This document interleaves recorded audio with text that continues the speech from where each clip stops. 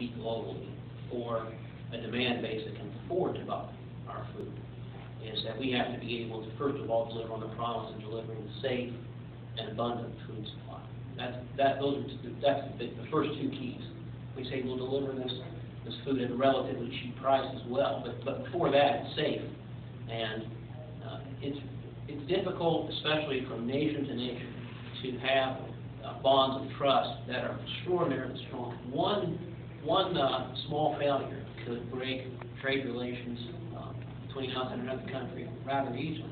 Think of what happened with the last BSE supposed breakout. Think of what happened, especially with the H1N1 outbreak, and what happened in other countries around the globe who shut off imports from the U.S. immediately. So promising a safe supply and then producing an abundant supply is key to developing trust. And then once, of course, we have good trust between our nations and trade relationships, then it becomes about being more competitive from a cost structure, infrastructure, getting it from the farm to a port, from a port to another country cheaply, being competitive in that as well. I think that part of the importance, especially if we talk about the safety of food and regulations are very important as far as the governments need to have strong standards set out as far as how shipments can go. But as we market our products around the world, I think one of the key barriers to trade that we're seeing right now, even in Europe and such, is their inability to use science-based facts in choosing their regulations for our commodities with trade. Europe is shutting themselves down to GMO, and we're being shut out of those markets.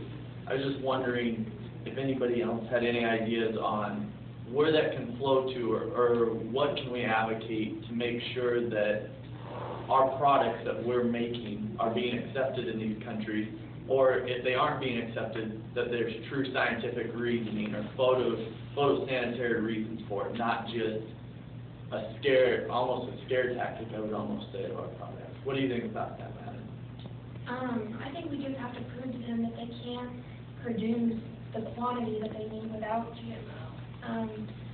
We've proved it through science and yield. The amount that the world needs and is going to need, as you said earlier with China needing so many more bushels of corn to feed that much more beef. The world just has to understand that, even though they may not agree with or, like the science with the GMO, that it's a necessary thing and it has to happen to feed everyone.